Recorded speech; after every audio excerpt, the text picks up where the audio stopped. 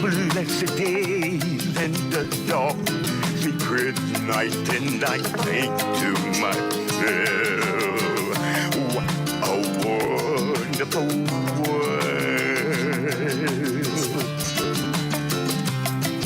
The colors of the rainbow, so pretty in the sky, are also on the faces of people going by. I see friends shaking hands, saying, how do you do? They're really saying, I love you. I hear babies cry, I watch them grow. They'll learn much more than I'll ever know. And I think to myself, what a wonderful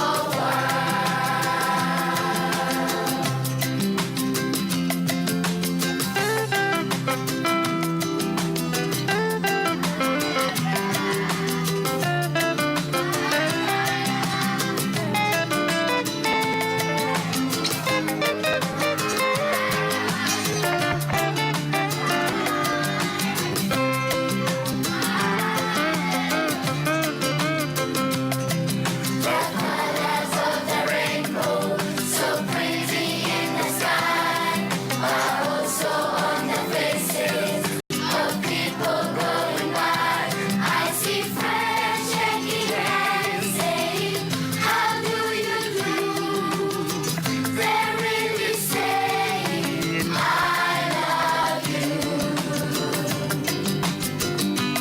I hear babies cry, I watch them grow. They'll learn much more than I'll ever know. And I think to myself, what a wonderful world.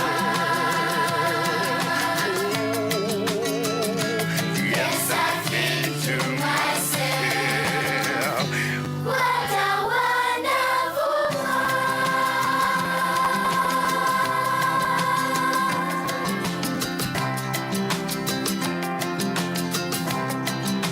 Oh, yes. Good morning. I am so proud to welcome you to our annual Holocaust Education Program here on Treaty 6 territory and the homeland of the Métis people. For more than 10 years, we understood that to truly learn and act on the lessons of the Holocaust, we need an audience of young people. As a Jewish community, we must remember and memorialize, but without you in the room, we won't ever see change. We began by bringing a survivor to talk to students in our synagogue, 2,000 in 2 days. Aging survivors telling such emotionally draining stories 4 times in 2 days was taking its toll. In fact, it was Robbie, our speaker today, who said, Heather, how young do you think we are? Give us a break.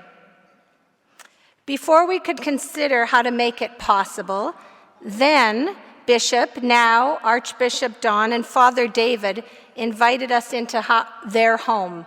They invited one survivor, our community, and 2,000 of you. We were worried.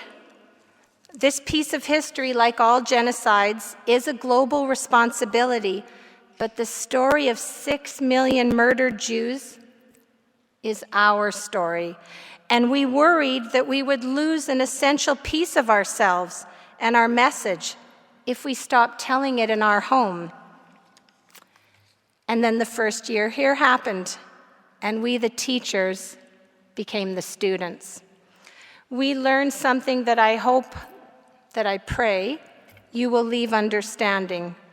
We learned that by sharing our story of the Holocaust, it will always be personal, but in the sharing, the learning is far more powerful, and the change is so much greater.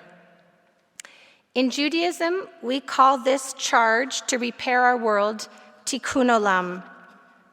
Today, Robbie's story will become our common prayer, and as such, far more powerful than the one we could create alone. And as an audience, each of you today has the choice to be an active or a passive agent of this change. Choose action. The Holocaust is one of history's darkest periods, where pure racism was the justification to murder 12 million people, 6 million Jews. It's a particular moment in history unlike no other, where a genocide of such strategic and calculated proportion against one people took place. Jews were butchered, gassed, burned, drowned, experimented on, tortured, and annihilated for one crime: the crime of being born Jewish. The Holocaust didn't just happen overnight. It didn't begin with death camps. It began with small, dangerous hate speech. And from these seeds, it grew into a massive killing machine. Many of you have come to Canada recently, and many from countries where your freedoms and safety were not a priority. You endured hate and persecution and came to North America for a promise of better, and I don't think we're doing as well as we should be.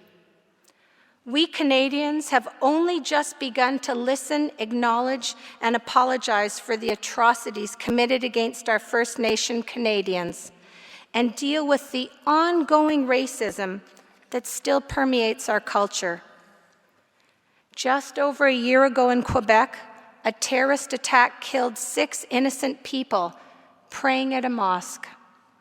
We've seen bomb threats to synagogues across Canada, a rise in terrorism all over the world, and anti-Semitism, the particular hate of Jewish people simply for being Jewish, is once again on the rise in Canada and beyond. Folks, you aren't here by accident. Your teachers brought you here because they believe that every single one of you can and must be the change to end the hate that has no place in our homes, our community, or our world. Repairing our world takes leaders and governments, but especially it takes people. You're the people. I beg you, be the change. The Holocaust touched the global Jewish community. My husband, Leslie, is the child of survivors. Both of his parents lost most of their families, and we're married and have 3 sensational kids because despite unimaginable odds, his parents lived. And it's our job to tell their stories and be the change. My friend Robbie is going to tell you his almost surreal story.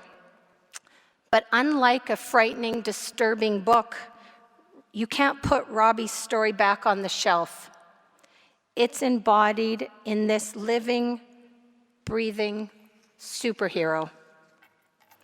I'm not going to prepare you for Robbie's talk with a bio or an introduction. His experiences are extraordinary, and chances are, in your entire lifetime, you will never meet somebody who has survived all that he has. And yet, you will quickly hear how his spirit, resilience, and pure goodness is even brighter than his darkest memory. I ask you to open your hearts and listen, because when Robbie shares his story, he gives his listeners a piece of himself. I challenge every last one of you, be the change. I invite you now to give your attention to the screens for a short video about Robbie and his liberator, and at the conclusion, Robbie will come and share his story with you. The Journal with Mary Lou Finley and Ann Medina. Good evening. Tonight we bring you the personal stories of two men and of the moment in history that binds them together. They're both survivors of the Second World War. One, a child victim of Hitler's Holocaust. The other, a young American soldier who liberated him from the death camps. On this 40th anniversary of the war's end, the mass extermination of European Jews is being recalled in countless memorials and ceremonies. Perhaps because the enormity of the evil, even after all these years, seems impossible to grasp. Perhaps because there are those who now deny that the Holocaust ever happened. Jerry Thompson presents the stories of Leon Bass, the young American liberator, and Robert Wiseman, the survivor. Both believe it is their duty to tell the story. And I remember my father saying, okay, so they'll kill 10, 20, 100, 200. I mean, how many people can he kill?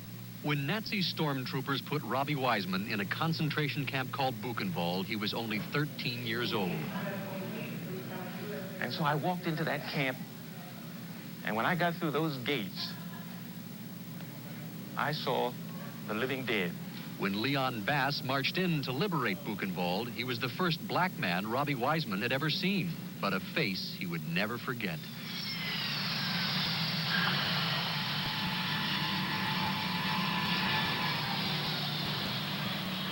I touched him 40 years ago, and 40 years later, he's liberating me all over again. And he's touching me and touching others. How are you? So good to see you. Fine. Fine. How are you? Good. Robbie Wiseman has flown from his home in Vancouver to Philadelphia for a reunion with Leon Bass, one of the American soldiers who set him free. It is a journey back through 40 years of horrid memories. As the Nazi blitzkrieg roared across Europe, more than 6 million Jews were forced into the streets, packed onto cattle cars, and hauled away to concentration camps. Those strong enough to work stayed alive as slave labor. Those too old, too weak, or too demoralized were killed in Hitler's extermination campaign.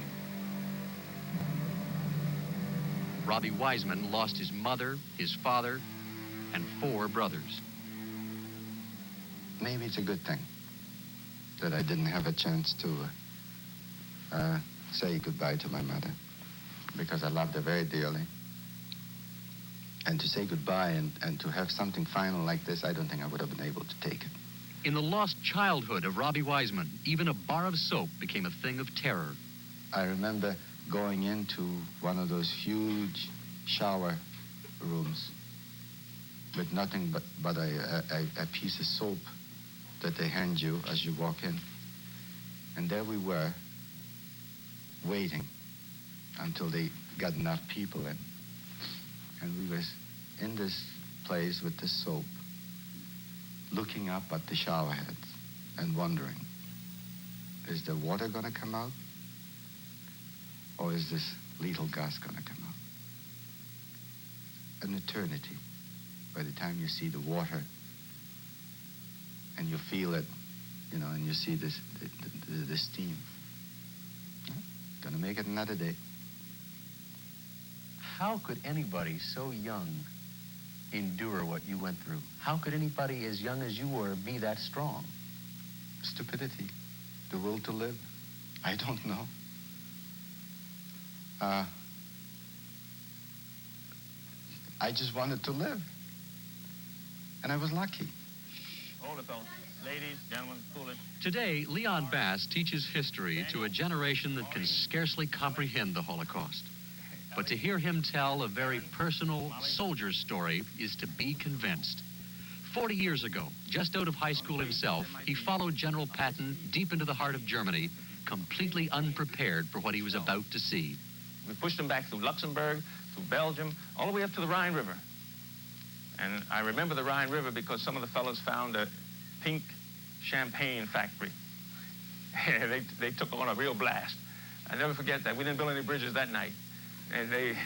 But they did. I remember the place called Mainz, right on the Rhine, across from Frankfurt. But we finally did get across the Rhine and into Germany. And then we went on up through Cologne, and Dusseldorf, and Eisenach, and Nuremberg. And I remember all those names, because they were only in the history books before. But now they were real to me. And we were winning the war at that point. We heard rumors that the Americans were advancing, and we had the feeling that it's only hours away. All kinds of thoughts go through your mind.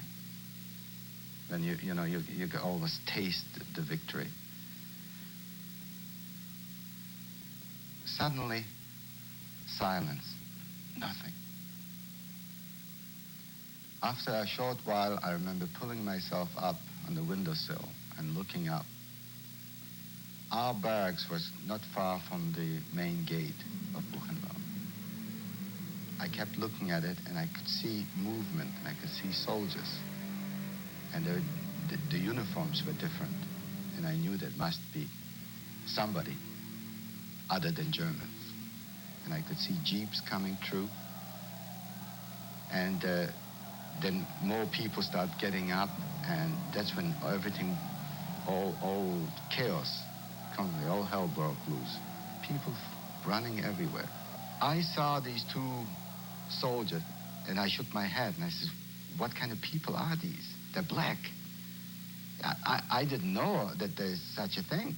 I thought everybody was white. So a black man to me was a very strange phenomenon. I touched him. I touched this Scott, and I touched Leon. I couldn't believe what I was seeing. I couldn't get a handle on it. I didn't know. I was just about 20 years of age at that time. And I had never seen anything like this. I had seen death, but I hadn't seen anything like this. Some of them were stumbling about, trying to remain on their feet. Others were holding on to each other to maintain stability. Some were covered with sores due to malnutrition. They were emaciated. Their faces were just thin. They were skin and bone. The eyes went deep in their heads. I saw people, human beings, who had been so brutalized, so maltreated, starved, tortured, not given enough medical attention. They were there. And I looked at them. I just had to stop in my tracks and look. And you keep in mind that Buchenwald was a small camp in comparison to some of the others like Auschwitz, Dachau, and so many others that were spread all over Eastern Europe. We didn't know the enormity of the Holocaust. We didn't know that so many million had died. I didn't know that I had lost. I knew that I lost my brother next to me, but I still expected to find 3 more brothers. I think it must have been about 6 months after the liberation that I broke down and cried. I cried for days because I realized the possibility of the loss. The scene was so horrible, Allied military commanders were convinced one day somebody would deny this gruesome nightmare had really happened. So General Dwight D. Eisenhower ordered combat camera crews to film everything for use as evidence later at war crimes trials. German civilians were bussed in and forced to walk through the killing factories to witness this most brutal slice of history. Captured Nazi soldiers were forced at gunpoint to bury the people they had killed. Eventually, the threat of disease made the job too dangerous for human hands, so bulldozers finished the work. I am the officer commanding. There were sworn affidavits at the head of each gruesome roll of film. These motion pictures constitute a true representation of the individuals and scenes photographed. It's a miracle anyone survived when you consider how little the Allied governments did to help. In 1943, a group of rabbis marched on the White House in support of plans to rescue those Jews not yet captured by the Nazis. But anti-Semitism made Jewish refugees a political liability, and President Roosevelt blocked the rescue. Prime Minister Mackenzie King made it clear Jews were not welcome in Canada either. Even after the war, when hundreds of thousands of homeless Jews were herded into refugee camps, politicians, feeling the heat of anti-Jewish public opinion, made it nearly impossible for victims of the Holocaust to escape the rubble of Europe. And so, when Robbie Wiseman applied for emigration to Canada, he just barely made it through Ottawa's red tape. We didn't have anybody to sponsor us. It was the Jewish Congress that brought us out. So the one proviso was that we had to be absolutely perfectly healthy. If you wore glasses, for instance, I wear glasses now, but then I didn't, then I couldn't get a visa. Do you harbor any resentment toward the Canadian authorities for not doing more than they did to try and rescue the people in the camps? Yes, I do. And, I'm very proud to be a Canadian, and I love Canada. I think it's a marvelous country. But if I had lived during the war, I wouldn't have been very proud to be a Canadian. Having children of his own has changed Robbie Wiseman's perspective on the Holocaust. For nearly 30 years, Buchenwald remained his personal nightmare, not shared with family or friend, until it occurred to him that a child suffering hurts the father even more. It was then that he knew no one ever truly suffers alone. I had myself to look after, but for a parent to see what was happening to his children must have been unbearable. I can't possibly imagine if I had to bear that with my own children. I couldn't do it. So it must have been difficult to be a parent.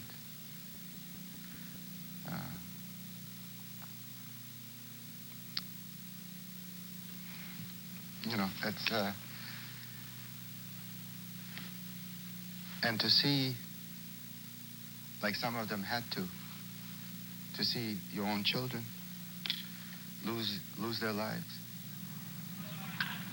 Time has changed perspective for Leon Bass as well. 40 years ago, a black soldier in a segregated army, he fought for freedom, but still rode at the back of the bus. I was frightened. I didn't want to die. And then I began to be angry because I'm fighting and risking my life, and I don't have the rights that I'm supposed to be fighting for. I was only 20. The only thing I had was that I had been feeling a lot of pain because I was black in a white society. But all of a sudden I realized the blinders came off, my tunnel vision was gone.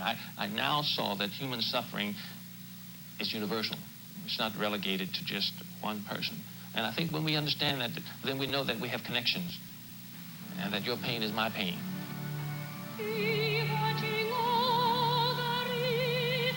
Your pain is my pain.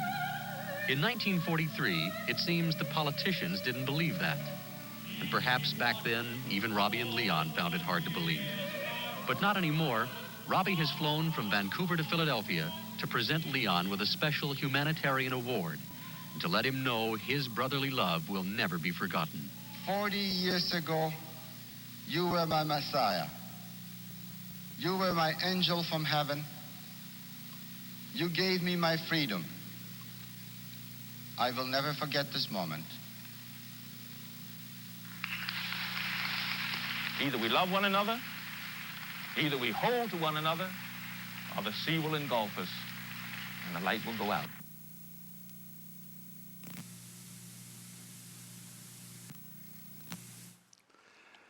Good morning, everyone. When I watch this, I miss my friend Leon. Many years ago, he was with me here. And I want to express my appreciation to everyone and to you particularly for doing this and bringing all of you together here.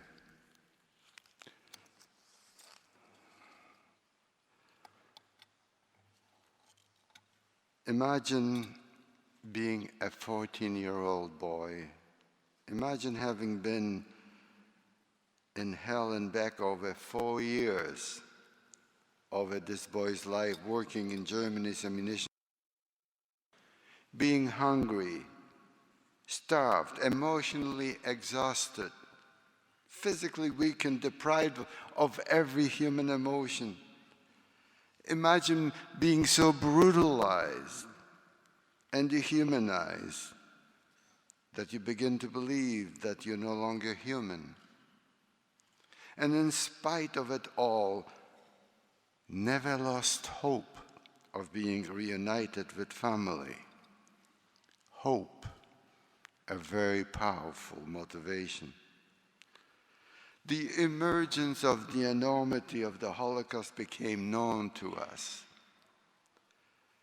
And we had to find a way to deal and cope with the loss of all our loved ones, murdered by the Nazis. How are we going to live with all these horrors?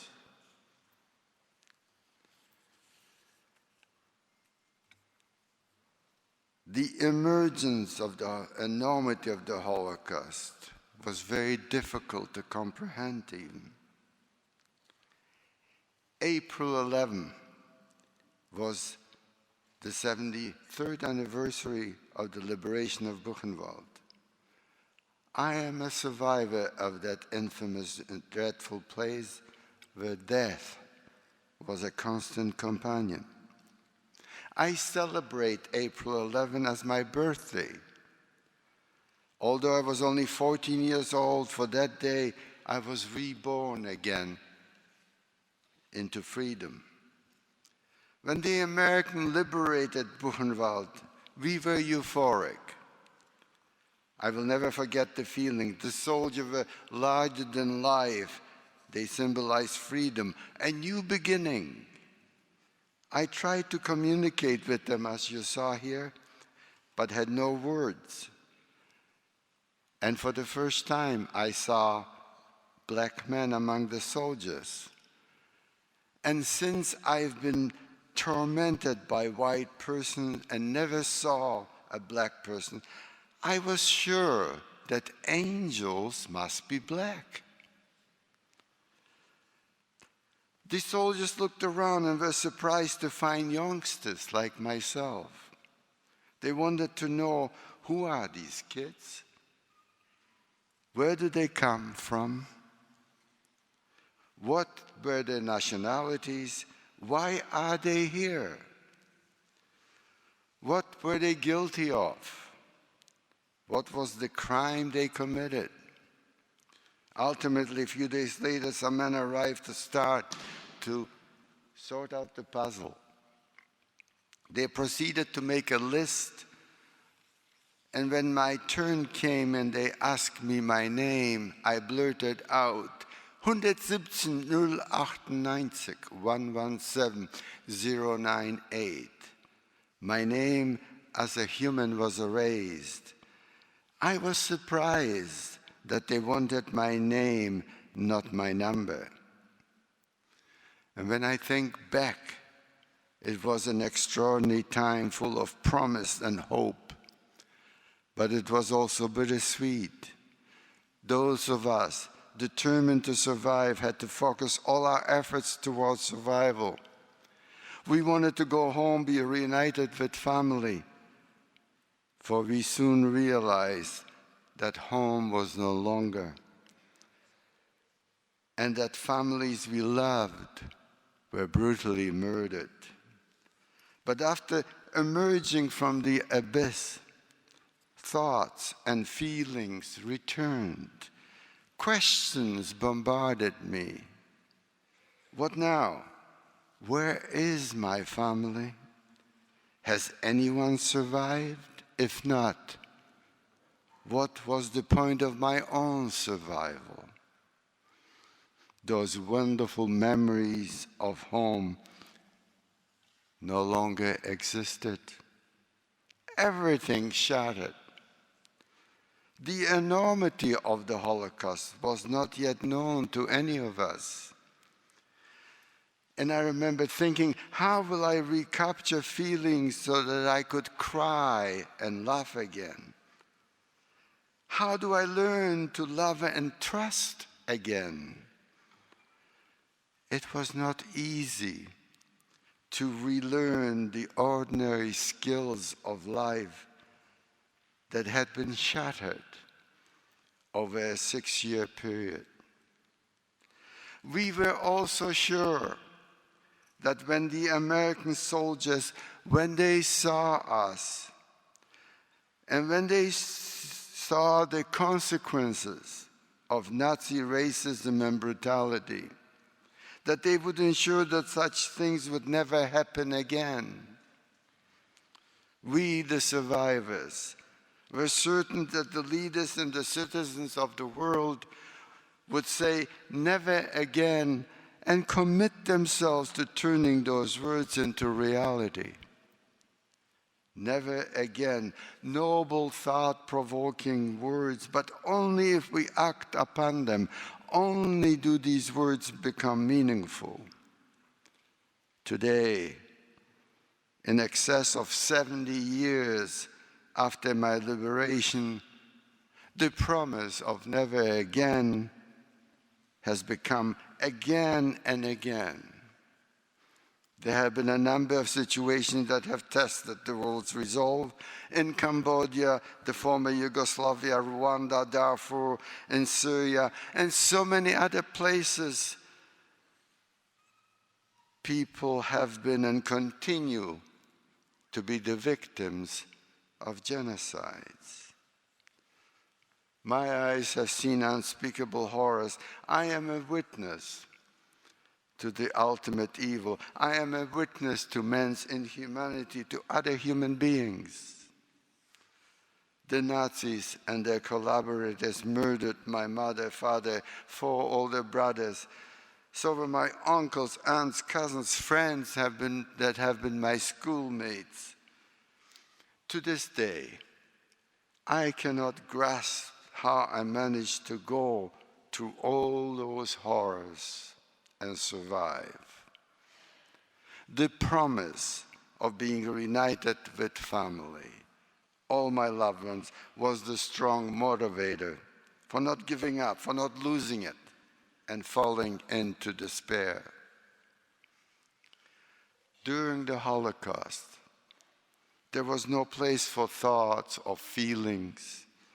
We existed for the moment and using every effort to survive. What was it like living through the nightmare of the Holocaust? Let me take a few moments to give you a glimpse of some memories. Some are good, but I also have some that are horrific.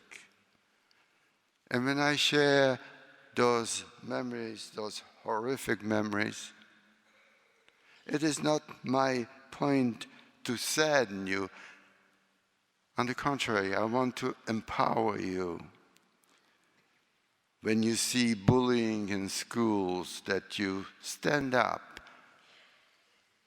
and say, hey, that's not funny. Life to me is so important. And when I read a while ago of this young lady that was bullied and she committed suicide, I still get goosebumps when I think about it. Because life to me is very important.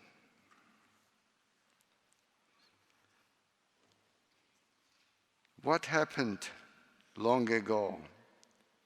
So much devastation. And I remember thinking of all the losses, how to cope. We became outraged. The boys that I'm talking about, that was a group. We became angry. We were 426 youngsters among 20,000 adults in Buchenwald.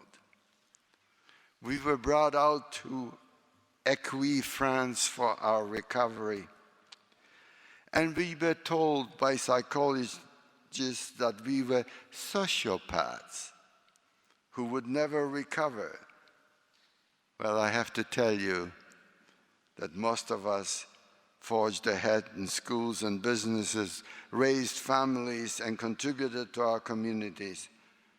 And in fact, we count among the Buchenwald children such personalities as my friend Elie Wiesel, Nobel Prize winner, and little Lulek, the youngest, who became the chief rabbi of Israel, Rabbi Meir Lau, his brother Naphtali. I can go on and on. So much for the experts. We had to relearn how to be human and behave like normal teenagers. The resiliency of the human spirit came to the rescue. What made recovery of any kind a possibility? It was the power of memory. The good impression left by my loving family gave me the strength to want to survive.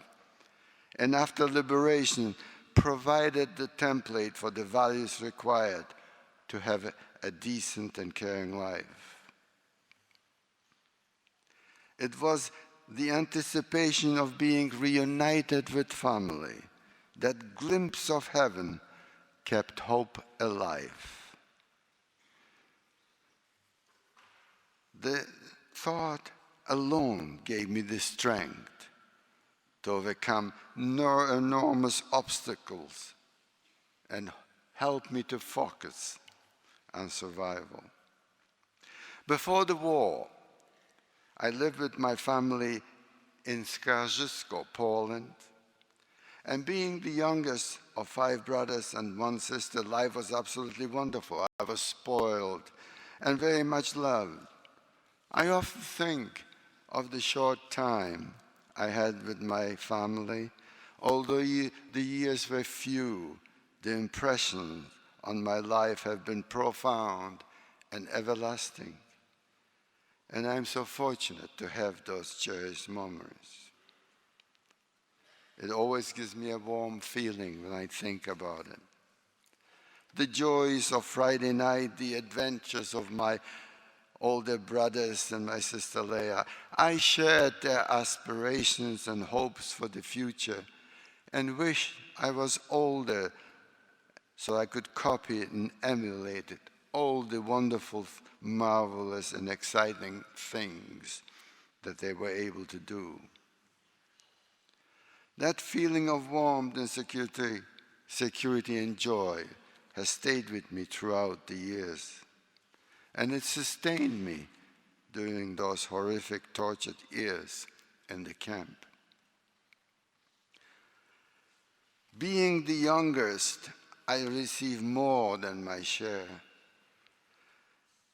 My older brother Chaim had just come back from military service.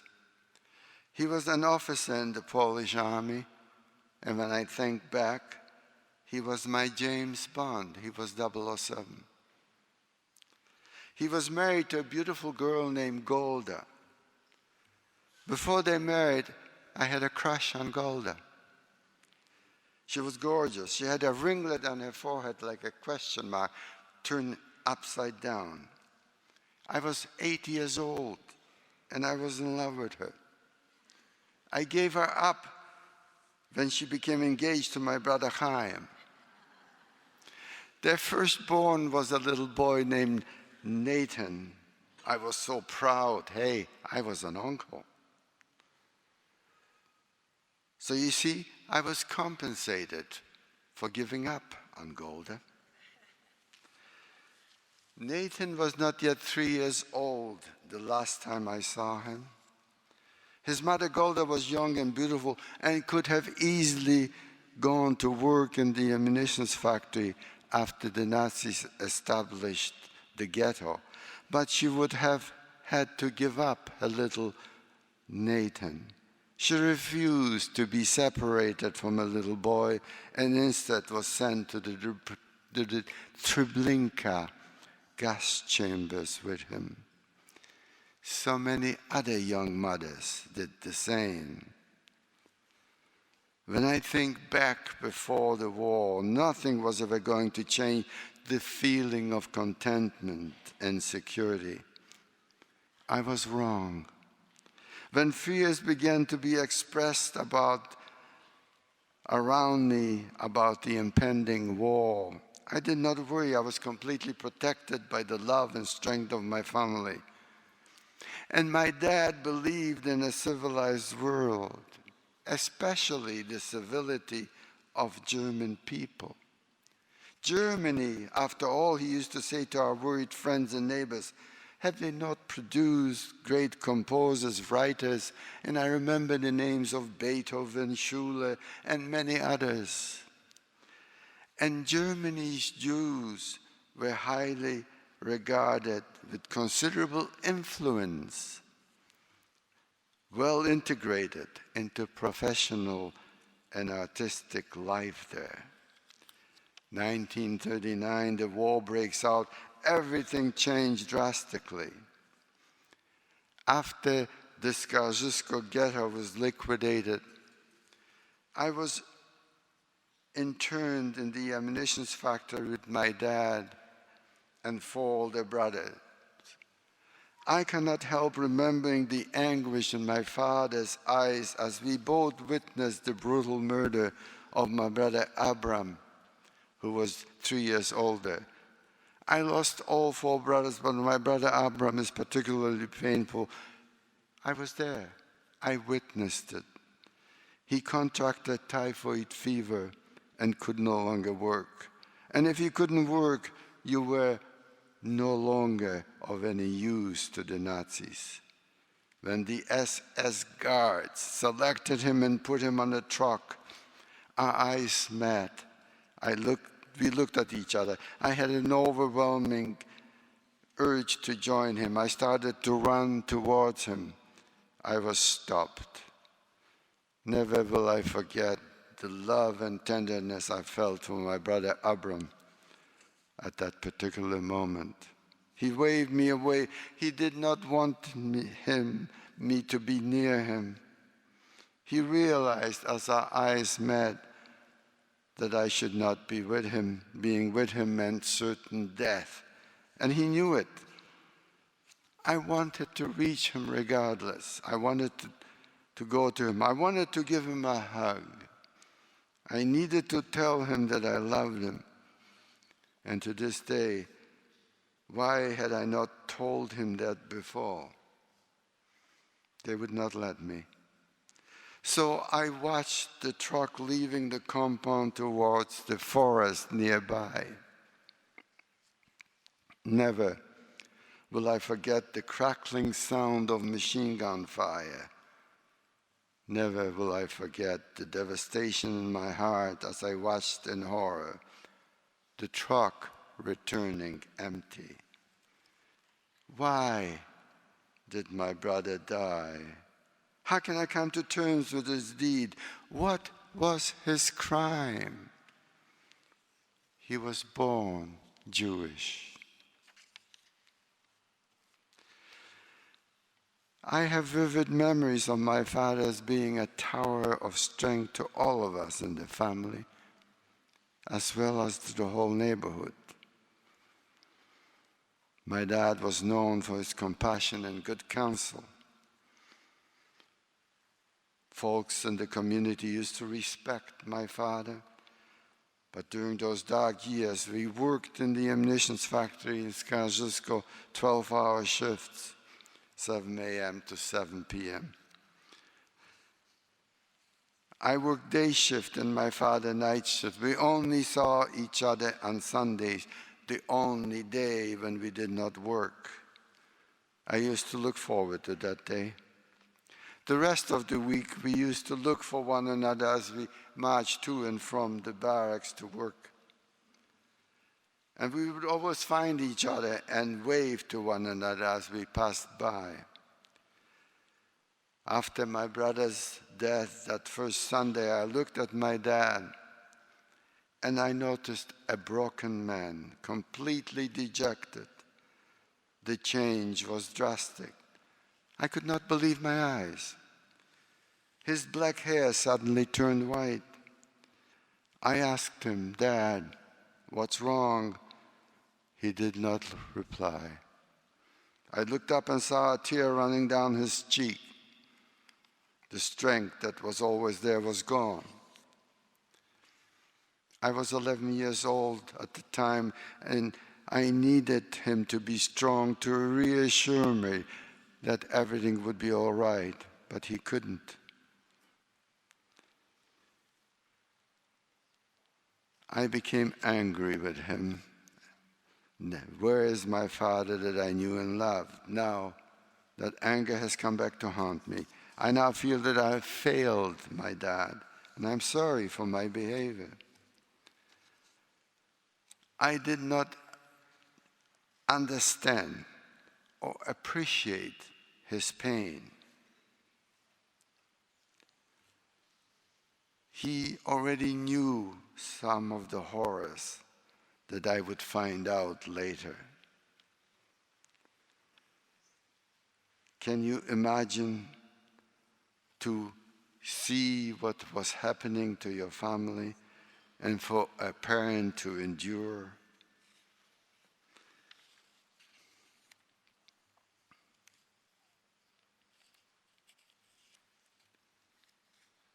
How could anyone remain sane and go on functioning as a human being when humanity was destroyed in front of our eyes? Most of all, how do you come to terms with the tragic loss of all our loved ones? Fathers, mothers, brothers, sisters, friends we grew up with, our childhood, our innocence, everything gone. How was it all possible? We started questioning the existence of God. How could this happen to us? And yet, in the concentration camp, I saw people around me continuing to pray to God. And we looked for him and expected him to come to the rescue, but did not see him. Before the war, we all came from Orthodox homes, rich in heritage and tradition. But after coming out of the terrible abyss, the darkness, we questioned angrily. What we learned at home from our parents was not lost. The sense of humanity slowly returned to us. Our faith was shaken, yet in spite of it all, we remained true to it. In those dark days in the 40s, the Nazis were relentless in the killings of Jews, and they did it with impunity. My friend Nobel Prize winner Elie Wiesel said it best, and I quote, "The Nazis did the killings, the Jews did the dying, and the world was oblivious and indifferent. The majority of people remained uncaring and silent. Many others were targeted, but Jews particularly were singled out. And again, while we know that all victims were Jews, but all Jews were victims, and it seems to have gone unnoticed, the unique destruction of Jews did not stop the forces of genocide from killing. Millions throughout Europe, whether gypsies, homosexuals, Slavs, the list goes on and on. It was left to us to serve a reminder of what happened then can still happen now. The Holocaust, we were told, was so unique that the lessons of tolerance and understanding for all humanity will have been learned for all time. What happened then long ago in my time wasn't supposed to occur ever again. Yet it is happening in many parts of the world. Our own experience with the Holocaust has taught us that evil must be recognized and that we have a responsibility to ensure that it never happens again to anyone. And yet, I must ask, have we learned nothing from the past? What is the world doing about it now? Sara Bloomfield was a Holocaust survivor, and she said, and I quote her words, "After the Holocaust, we, the survivors, did an astonishing thing. We could have responded to being abandoned by the world with anger and resentment, but instead, we focused on renewal and rebirth. And then after rebuilding our lives, we did another astonishing thing. We determined that our memory should not remain just a source of private pain, but should become a source of public education. We wanted to make sure that no one's future would be like our past."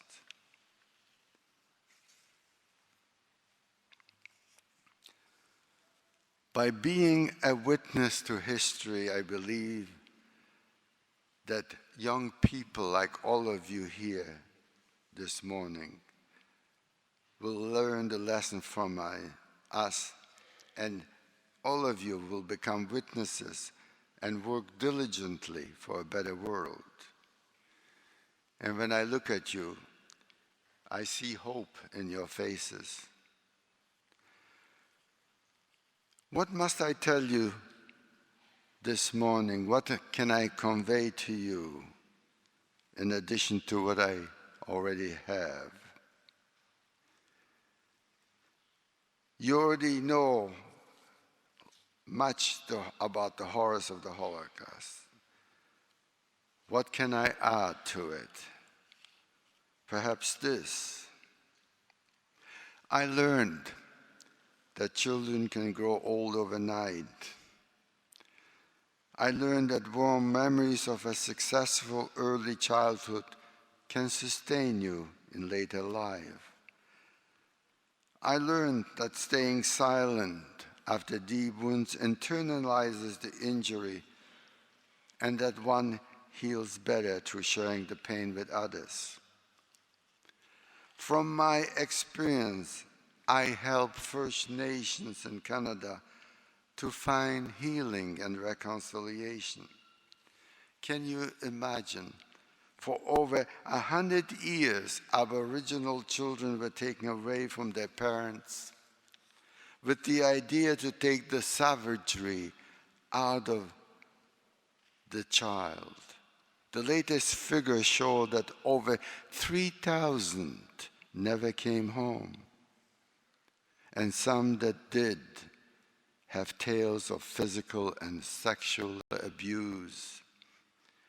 I urge them to emulate the boys of Buchenwald and become resilient and rebuild a successful life, which they so desperately require. I also learned the only way to counter Holocaust denial is to continue to bear witness.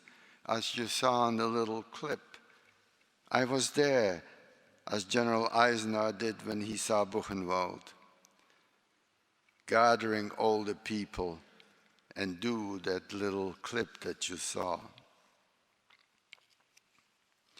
Can you imagine that today, after all the undisputed evidence that exists, there are countries and leaders denying the Holocaust? Hatred and anti-Semitism is again prevalent in many parts of the world. Forgetting the Holocaust is every survivor's greatest fear and simply not an option. Remembrance of the terrible events offers an opportunity to all of us to reflect on the moral responsibilities we have as individuals as well as governments. 6 million were murdered, of which 1.5 million were children. We can barely grasp or internalize the death of only one child, such as a car accident. How can we grasp the death of millions? And having been one of the very few lucky enough to have survived, I can tell you without a doubt what children still alive in places like Darfur and many other places in the world have on their mind. They simply want to live and have food to eat. I was in their shoes in the 40s and kept asking then, why do the Nazis want to kill me? What did I do? What was I guilty of? We were unable to find answers then, nor can we find answers today. Why these killings of innocent children all over the globe is allowed to continue? Albert Einstein, who was a pacifist, said, and I quote, "The world is a dangerous place to live, not because of people who are evil, but because of the people who don't do anything about it." So we must rededicate ourselves to combat hatred, prejudice, and racism. And I want to leave time for questioning, so I want to finish with a quote from Simon Wiesenthal, who said, "I believe in God and the world to come, and when they ask me, 'What did you do?' I will say, 'I did not forget you.'" And again, Elie Wiesel's words, "Zachor, remember, for there must be hope in remembering." Thank you for listening to me. And I'll stop now and answer your questions. Thank you.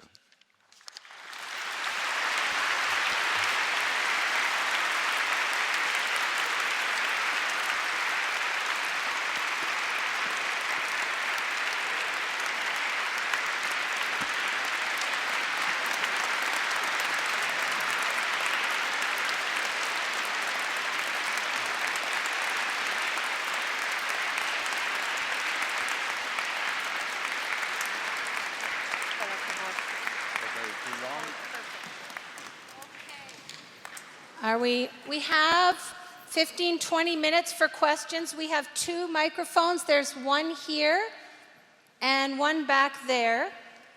Please don't be shy. There are no bad questions. And this is actually Robbie's favorite part about being here, is to answer your questions. So come up to the mic and there are no bad ones.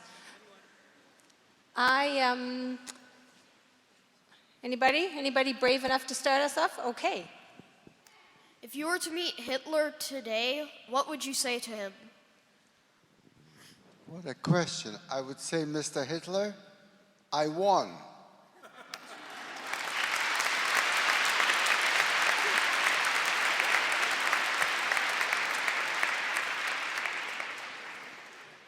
I have some other things I would say to him, but I can't repeat it.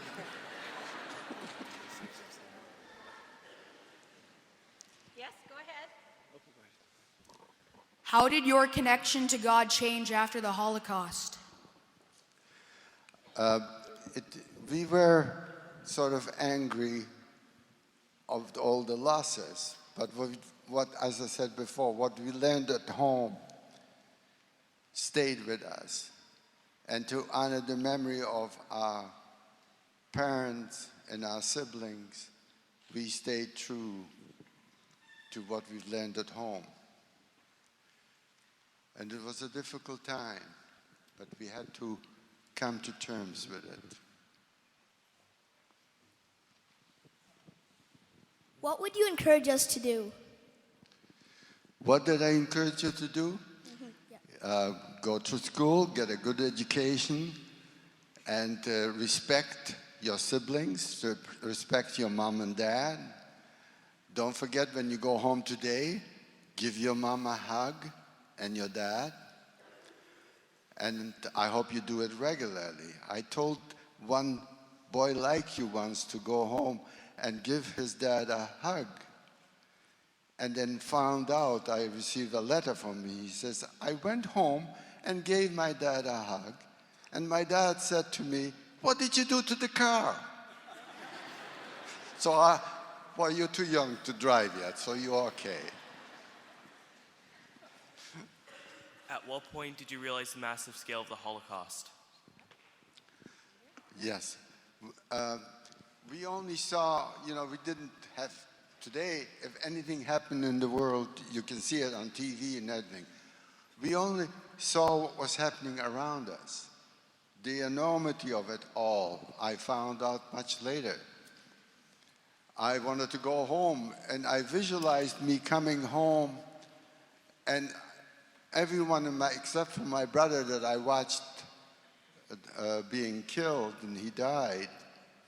But I expected everyone to be at home, and I would walk in, and they would all say, oh, look, the baby made it, because I was the youngest. In a way, it was a blessing in disguise, because when I found out after liberation, when we wanted to go home, and they said, hey, home is no longer, and we ended up in France. And there was a period of time there that I questioned my survival. I said, what for? What's the sense of it all? And I didn't want to live. Then I found my sister that survived in a place called Bergen-Belsen. And it gave me hope, and I began life again. Oh, I can go on and then. I'm supposed to answer questions, not give you more speeches here. So with all the horrors that you encountered throughout your life, how would you keep your level of sanity? Thankfully, we had good caregivers that when we went to France, and they helped us, they encouraged us to catch up in your schooling and move on with life. We had a professor, Manfred Reingwitz from the Sorbonne, a very famous school, who devoted his entire, a lot of time to encourage us to catch up in your schooling, move on life, do something with your life, make your parents proud, and so on. And so we listened to him, and I'm very proud of the boys of Buchenwald, all the accomplishments that we have made. So the human spirit was there, and the memories, and to honor our loved ones that we lost. Thank you. If you could say one more thing to your brother, what would you have said? What could, yes. I would say, hey, I love you. We just take these things for granted. I lost all my siblings and so on. So what I'm trying to convey to you is, when you go home, what you have at home is very precious and unique. Don't ever take it for granted. Appreciate it. And show them that you love them.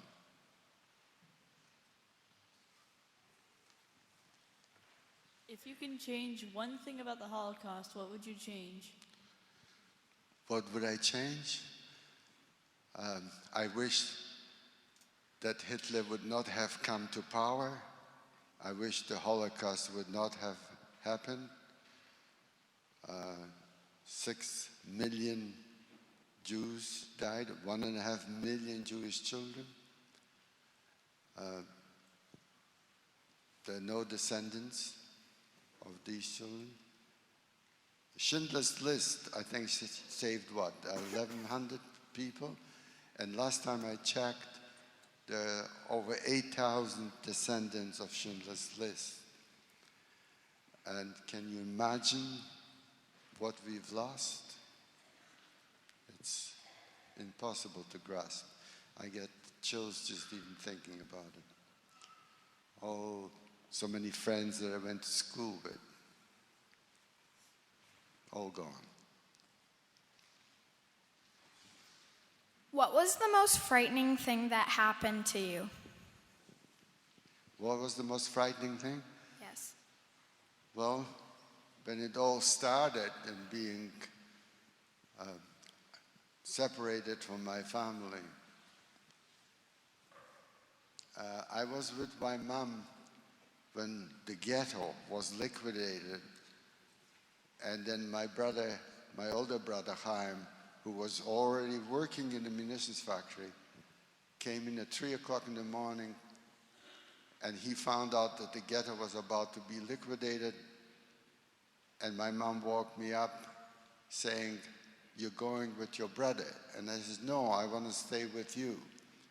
She said, promised me we'll be reunited later. And I often wondered, did she know that I would be safer with my brother?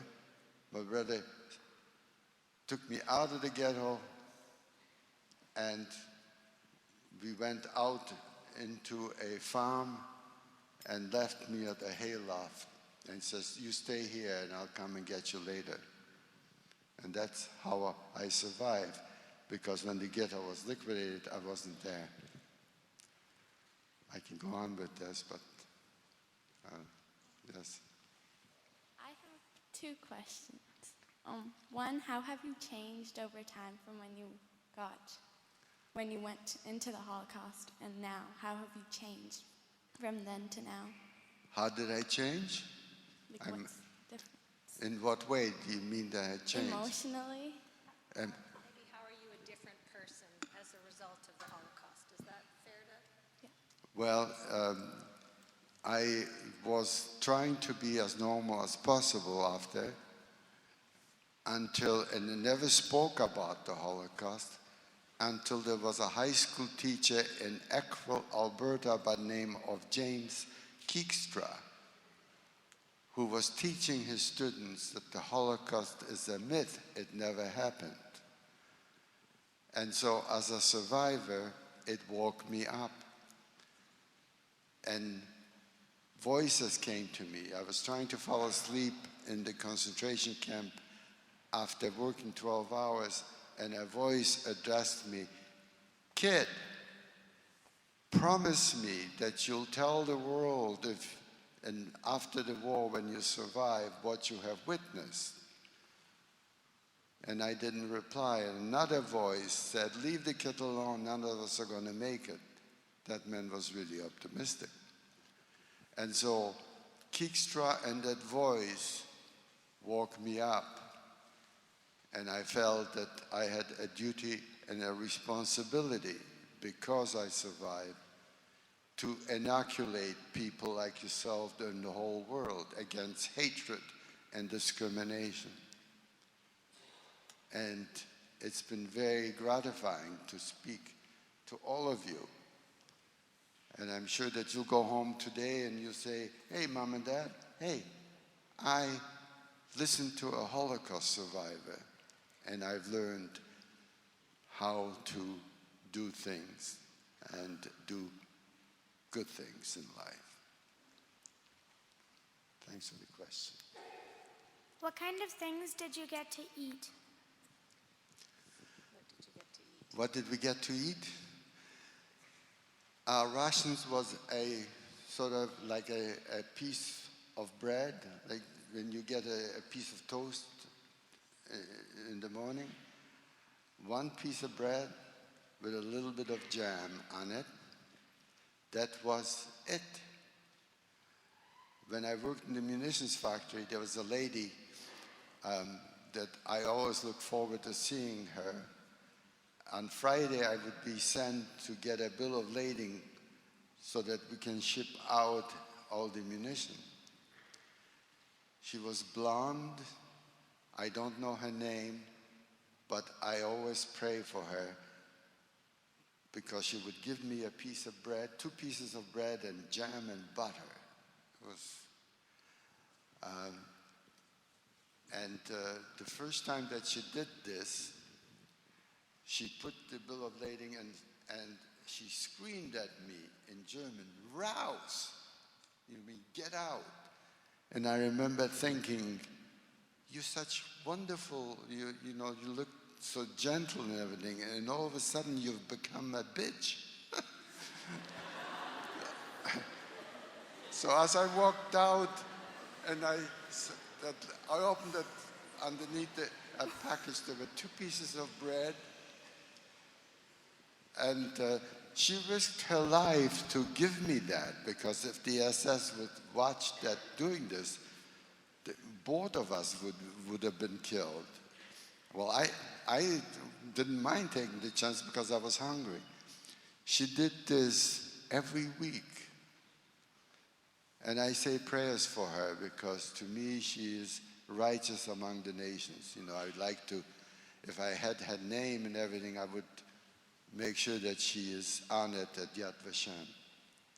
So in the midst of all this, there was some humanity coming out now and then. How did they treat kids during the Holocaust? How did they treat kids? Well, most kids didn't survive. I have a group in Vancouver that we meet every month, and these were hidden children. So there were many hidden children. We have about 25 to 30 people that were hidden by different families. So these families, again, risked their lives to hide these children. So in the midst of everything, I just want to tell you there was humanity. There were people that were doing the right things. How many schools have you gone to share your story? Oh, I haven't kept track of it. Hundreds. We can't keep up. Another hidden child, his name is Dr. Robert Krell, who is a psychiatrist. Him and I established the Holocaust Center in Vancouver, and we reach 22,000 different, as many as, how many are there here? 2,000. We reached 22,000 last year to inoculate them against hatred and discrimination. And by the way, I have nothing but love and admiration for you and everyone that organized this, because to have you all here it's so very special and very meaningful, because I'm sure that you've learned a lot today, and that you'll go home and tell your parents and your other friends that were not here, that, hey, guess what? We met a survivor. I'm afraid we won't have time for all of your questions, but a few more. What would you do if Hitler gave you the chance to run? What would I do if Hitler gave you the chance to run? If you had the chance to escape or a chance to run away. Well, he didn't give us any chance. His idea was to annihilate all of us. And he proceeded to do this. And I survived because he wanted the people first to work in all the munitions factory. If you were sick in the munitions factory, they just we used to, every time they would eliminate or they would go through and to get us and so on and send the people away to be murdered. They were always, because we didn't have enough food, so they always were looking for healthier people to work in munitions factory. So before they would get these healthier people to come and replace us, we used to go through what they call selection. Whenever I hear the word selection, it brings back horrible memories. we would go through a selection. A Gestapo man, one of the SS would sit on a high chair, and we would, in single file, walk through a selection, and he would have a stick and say right or left. I went through one of these selections with my dad, and my father was on the left and I was on the right side.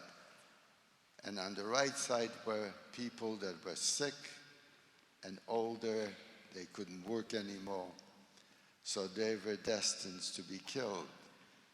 And my dad kept telling me, come on over here.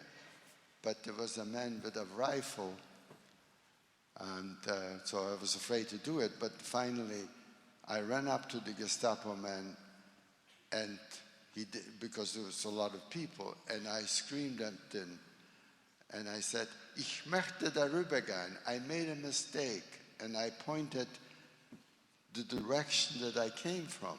And so he wasn't going to grant me my wish. So he hit me over the head and told me to go over to that side where my dad was. So I made a mistake and I saved myself. I have so many stories. I'm sorry, this will be our last question, but I want to tell everybody that this Sunday at Congregation Agudas Israel Synagogue at 1:30, we have a memorial service where Robbie will tell his story again. And I know that if you come with your parents that day and come up afterwards, he'll talk to you then as well. So last question. What would you say to your mom if she was still here? Oh gosh, what would I say?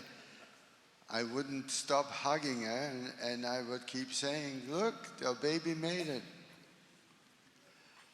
Again, so what I want to tell you is, do appreciate what you have at home. Do never take it for granted. And for me, when you go home, give your mom and dad a hug, and your siblings and your everybody, and do the good things in life. If you do this, then sharing my pain with you, you will have compensated me. So thank you very much, and it's been really very special to be with all of you.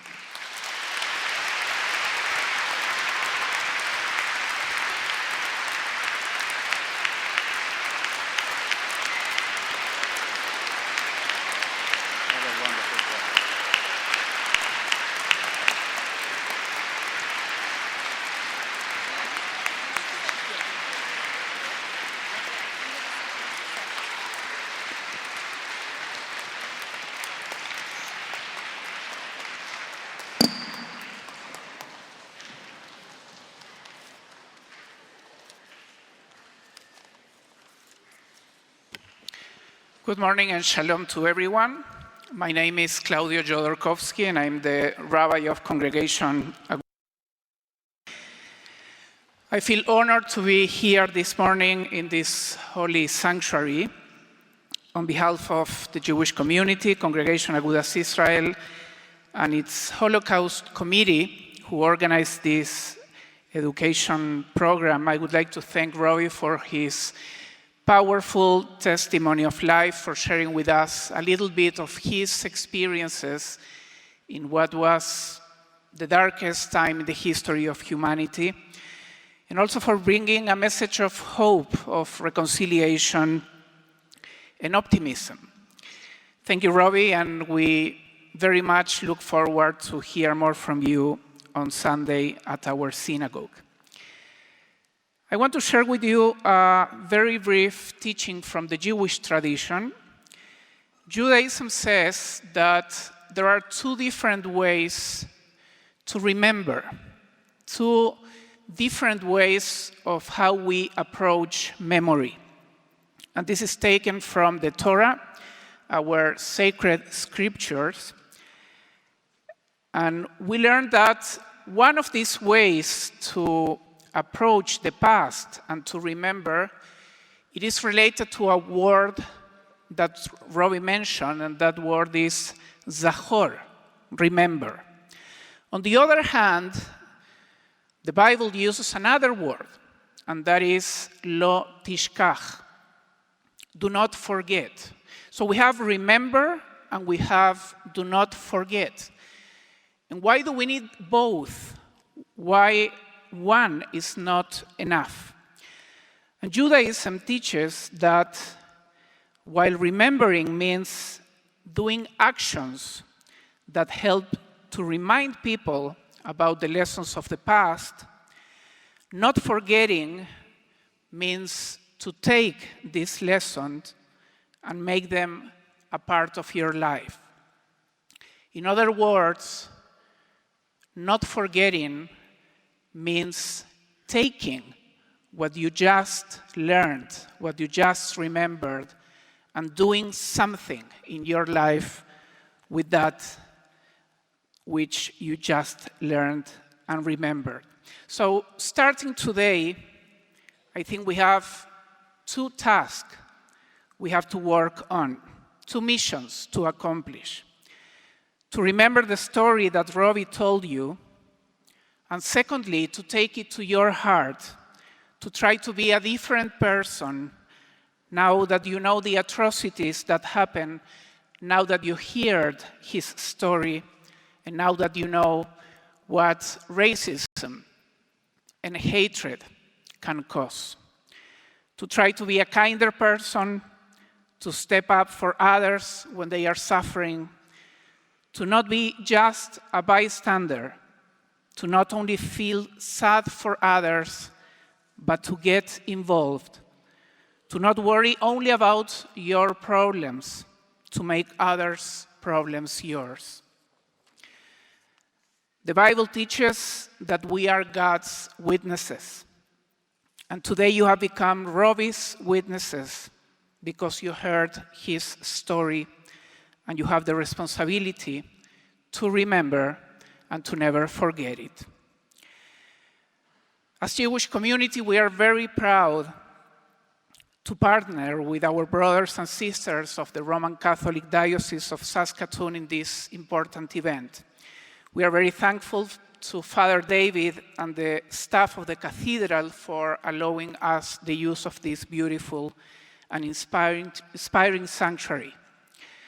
As Heather was mentioning at the beginning, until 3 years ago, we used to host this event at our synagogue. And because our space is reduced and other limitations, we were looking for a venue. And at that moment, Archbishop Don Bolen, he offered us this sacred space. And since that moment, and thanks to Father David Tumbach, now we are able to do this here in this beautiful and inspiring place. And the reason why I am remembering this, I am reminding you about this, is because this is not only about the space. For us as a Jewish community, doing this event in this place means beginning with one step forward and showing you how much we can do despite our differences, because we have many more things in common than our differences between Catholics and Jews. As a rabbi, it is always moving for me and humbling to speak from this pulpit, but it's even more special to be the one inviting the father of this congregation to come here to the pulpit and to bring greetings. We have a Jewish word, a Hebrew word, that we use sometimes, and this word is chutzpah. Chutzpah, it's difficult to translate it to English, but it means something like nerve. To have the nerve of doing something that it's in the edge of the inappropriate. So I think until a few generations ago, it would be a big chutzpah for a rabbi to invite the priest to bring greetings. But today we can do it with lots of mutual appreciation and friendship. and a little of humor too. So I'm going to invite, with lots of appreciation, my friend, Reverend David Tumbach, the father of this congregation of the Cathedral, to come here to his pulpit and to bring greetings on behalf of the Roman Catholic Diocese of Saskatchewan. Thank you.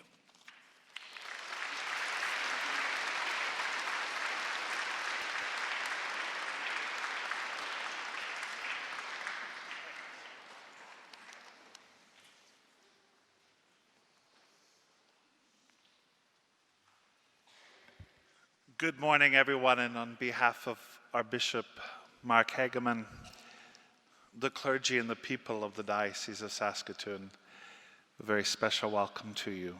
I am, in a very special way, want to welcome my brother in the ministry, Rabbi Claudio, the members of Congregation Agudas Israel, our brothers and sisters as we walk in this journey, and to our special guests who are here with us today. My appreciation, I cannot say it in words, Robbie. To hear your story, a painful reminder of the past, is also a painful time for us as Roman Catholics. Many priests and religious have been declared as righteous among the nations. And we rejoice in those men and women that had the courage to stand against the bigotry, the hatred, and such a brutal ideology. But Robbie, we also know that there is great complicity on the part of our church. And many in positions of leadership were instrumental in sending individuals like you to concentration camps and ultimately to their death. But you used a word today, Robbie, that is so profound. You said today is about hope. Hope in something that even mysteriously is greater than we are. Because as painful as it is to tell your story, as painful the loss of your family, who I know that you loved, the hope is that you have instilled in these hearts an opportunity to give to the world a better place. Today, motivated not only by you, but a spirit that is within us in our souls, that is kindled by your parents and your brothers and the 6 million. We stand today in absolute solidarity. We know that the mission is great. You spoke of many countries that are experiencing today that racism and bigotry. We'll hear later from individuals who will speak about the work we need to do and the lives of the Aboriginal people we need to be present to as we all work towards healing. And yet I think so profound and outstanding that today in a Roman Catholic cathedral, a rabbi speaks from my pulpit and a Holocaust survivor sits in my chair. And that is the blessing that you give to us today. Come on over here. God bless you. Oh, you are really cool. Oh, so pleasant. Thank you. Thank you. So now, Robbie, stay with me because I'm going to ask all the kids that are here. You heard a beautiful story. I want you to stand up as a show of support.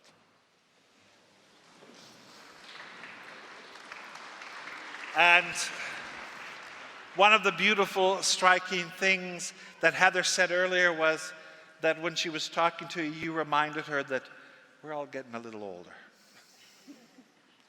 And the sad part is that every year, Robbie, survivors go to their eternal reward. But today, you students and all of us, Robbie is giving us a gift. And that gift is that we have his permission to tell his story, to let the world know. And you know, one of the things Rabbi Claudio spoke about, the Jewish tradition of remembering and all of this, there's one that we hold dear too, and that is this: the ones we love are never dead as long as we remember them. Yes. And today we remember your family and your friends, and in a special way we offer our prayers for you. Thank you for being here. I look forward to also hearing you again on Sunday. But you are a blessing to us and a blessing to all. Show your appreciation of this incredible man.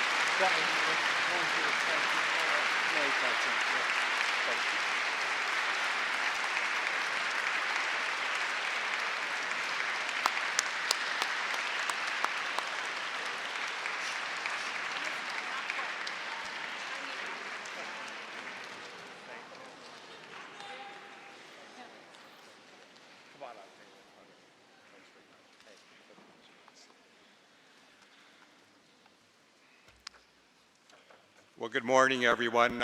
My name is Judge David Arnott. I'm the Chief Commissioner at the Saskatchewan Human Rights Commission, and it behooves me to make a couple of comments today that I feel compelled to do, and that is, you really witnessed something very unique here this morning, and it's been going for quite a few years. It's all about leadership in this community. There's a very strong relationship between the Jewish community and the Catholic community here in this city, led by Father Rabbi Jordakovsky and Bishop Hageman and Father David Tumbach. It's very, very, very unique. It's unique in Canada. There's also a positive relationship between the Saskatoon Public School Division, led by Ray Morrison and Barry McDougall, and all the teachers and students in that organization. Very thankful for that strong relationship. Working with the Saskatoon Catholic School Division, led by Diane Boyko and Greg Chatelain. Many, many positive relationships, and it's those relationships that give us all hope. And you're witnessing something very unique. Saskatoon's model is actually a model for Canada, and I want to acknowledge John McGettigan, the president of the Saskatoon Teachers Association, and all the teachers that are here helping us in all this work, and David Fisher from the Consensus Citizenship Education Foundation. I want to tell you a quick story about the Saskatchewan Human Rights Commission. It owes its existence in part to the world's response to the Holocaust, which happened in 1948 in the Universal Declaration of Human Rights. We all belong to one human family. Those are the words of that declaration. And that's based on respect. Respect for every human being. Why? Because every human being deserves equal moral consideration. That response set the foundation for the rights revolution that we saw occur in the last half of the last century after the Second World War and the Holocaust.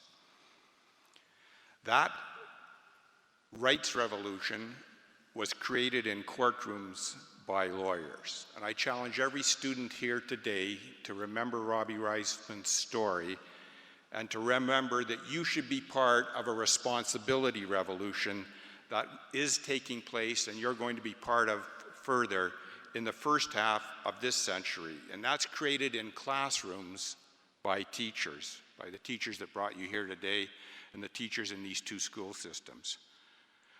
That's very important because rights without responsibilities really have no meaning. And Canadian citizens have 4 important responsibilities. You must know and understand your own rights so you don't knowingly transgress the rights of others.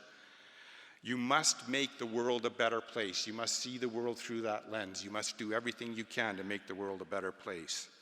You have a duty as a Canadian citizen to reconcile with the Aboriginal people of Canada.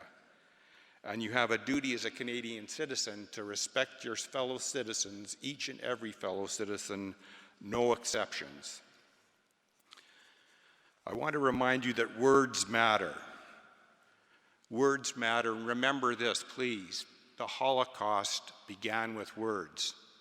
Words have the power to shame and blame. Words very much matter. Hate thought begets hate speech. Hate speech begets hate crime. Words have the power to maim. Think about words. Think about your words. Think about how you use them, how you can use them constructively and positively. Legal sanctions have been made for many, many years based on a few fundamental factors. Number one, slander, libel, defamation, and hate all receive a sanction. Anti-Semitism is in fact on the rise in the world. It's on the rise in Canada, the United States, the United Kingdom, and Europe. There were 1,700, more than 1,700 incidents in Canada in 2017, the most ever since being recorded.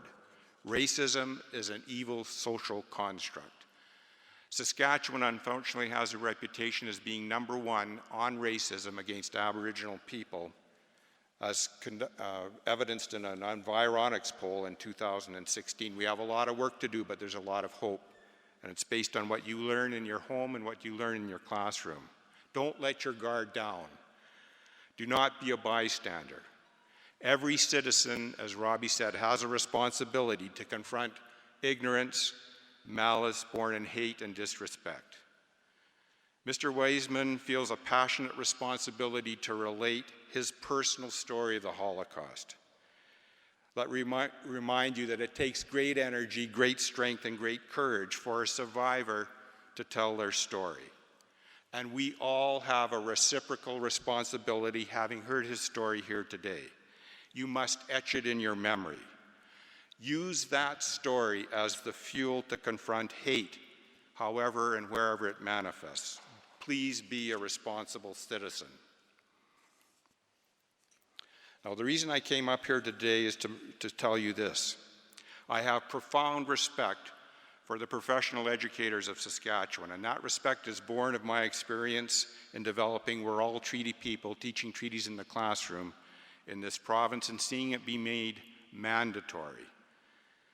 And recently, the Saskatchewan Human Rights Commission has been working on creating a pedagogy that's now ready for every school and every grade in Saskatchewan, and it answers the question, what does it mean to be a Canadian citizen? What are the rights of citizenship? But most importantly, what are the responsibilities that go with those rights, and how do you build and maintain respect for every citizen?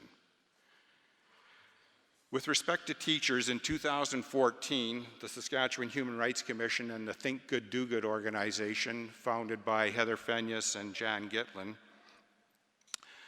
began to recognize teachers who embody qualities of understanding, compassion, and leadership, and demonstrate that not only in their classroom but in their community.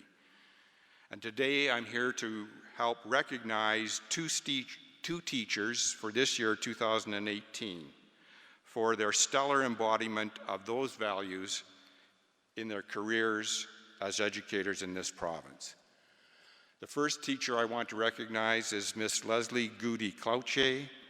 Leslie is from the Saskatoon Public School Division. She's been a teacher in the school division for a number of years in grades K to 8. She's been a literacy coach, a consultant, a volunteer for Think Good, Do Good, a volunteer for many literacy events, a curriculum writer for the Dakota Lakota First Nations, and a facilitator of interns and teacher candidates at the University of Saskatchewan. She's been teaching her students about different cultures and different faiths her entire career. The hallmark of a great teacher is great passion, and Leslie has that passion to teach and to learn. She understands the importance of building community in the classroom in order to positively affect the students in the classroom in their growth, their capacity, and their resiliency. She's a lifelong learner, and we recognize this morning Leslie Goody-Clouche. She's unable to be here because of another family commitment outside of the province, but we wanted to recognize her today. Now, we do have another teacher that's here, and the second recipient of this award today is Sheena Addams. She's here with her family, her friends, and her students. And I want to tell you a little bit about Sheena, because Sheena has been a teacher in the Greater Catholic Saskatoon School Division for approximately 10 years. She has a deep passion for her students, and that deep passion is founded on her clear and very strong faith. She believes in shining a light in the classroom. She believes in inspiring and making a connection with every student in her classroom. She started her career at Bethlehem High School teaching drama, and she finished her master's degree in religious education and became a teacher chaplain at Edfian High School, where she continues to work. And she helps lead the Youth Alliance Circle in that school, which is paired with the school's Social Justice Committee. And I like these words that committee embodies, and that is think love and be love. This group has worked on a variety of charities. I want to give you a picture of that, from the Hope from Malawi to collecting canned food for needy families. The goal of one event was to bring a certain number of foodstuffs in cans, and she set a high mark. The prize for reaching that goal was for Sheena to shave her hair. She did that. And then she quickly discovered how your hair keeps you warm in the wintertime. So she has a common theme found throughout all of her teaching career, and that is we all belong to one human family. Every child is filled with dignity and light.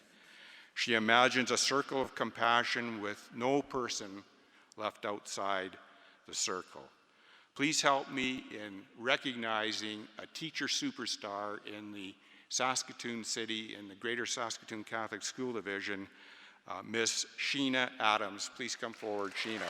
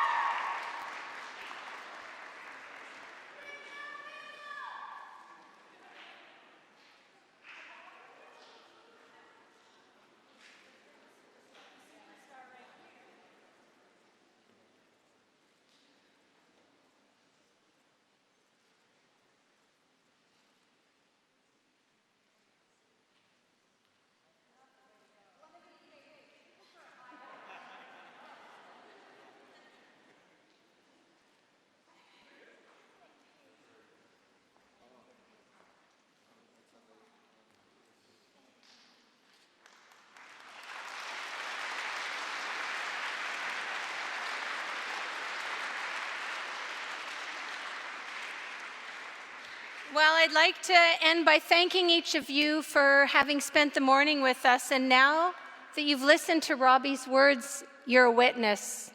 And the only question is, what do you plan on doing about that?